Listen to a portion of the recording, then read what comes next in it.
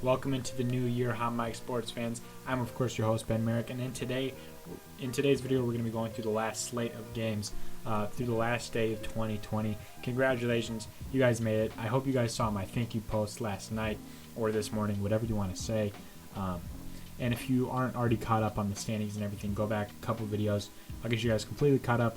But like I said, in today's video, we're going to be going through December 31st games. I know that as I'm recording this, there are some about to go on, and it will affect a little bit of things. But we're going to talk about specifically the Washington Wizards in today's video. But of course, we're going to go through every single game, as I've said like 18,000 times. So we're going to start off with the Pacers beating the Cavs by 20, 119-99.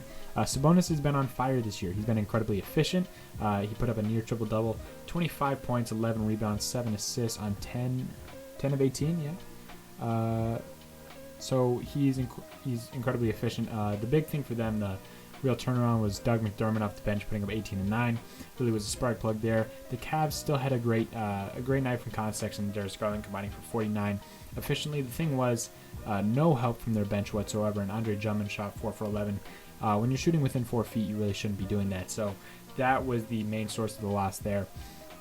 The Bulls beat the Wizards by a score of 133-130, but actually we're going to come back to that. We're going to finish off with that. The 76ers beat the Magic 116-92. Ben Simmons continued to look really, really bad.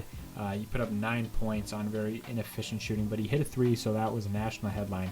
Embiid put up 21 and 9. Toby had a good game, had 20 points on above 50%, and Seth Curry put up 21. For the Magic, their biggest thing was they were inefficient. They shot absolutely horribly from 3. No player had a good game. I mean, their high score was 19 points from Vooch. He was incredibly inefficient, so just a bad game for the Magic. Snaps their streak of starting off 4-0. So they dropped to 4-1. Moving on, the Rockets beat the Kings. John Wall and Boogie Cousins return. Boogie didn't play great, but John Wall put up 22 very inefficiently, but it was 22 in John Wall's debut. His first bucket was a dunk, so that was cool. For the Kings, it was simply just inefficiency. I mean, Marvin Bagley went 1 for 9 with 4 points. They played well other than that, but if you have a normal contribution from Bagley, you're winning this game. Christian Wood is honestly looking like an all-star, so I do want to keep an eye on that for the Houston Rockets. The New York Knicks lost to the Raptors 83-100. The Knicks shot 3 from 36 from 3, and that'll lose you any game no matter who you're playing. In their earlier games that they were winning, they were shooting in the 60s, and that's unbeatable, and now they're shooting below like 5%. The Raptors, you might be saying, hey, they got in the win column, what a good sign. It really wasn't. They shot 52 threes and only made 17 of them. They had no Siakam. They didn't look that good. The only thing that looked good was their defense, and that didn't even look great. It was the fact that the Knicks were missing shots. So really not a great sign for the Raptors that they only put up 100 points against the Knicks without Pascal Siakam. The Pelicans, they won 113-80 over the Thunder. The Thunder continued to look bad. They're not as bad as the Knicks, as bad as the Raptors, but, you know, of course this is the Thunder's rebuilding year. This is the time to get Cade Cunningham. But the Pelicans, they had 7 players over 10 plus. Lonzo Ball put up 16, 9, and 8. There was other players that contributed really, really well, but I wanted to point that out because when he's on, this team does really, really well. When he's not, this team doesn't do as good. I do want to talk about eventually trading Jackson Hayes.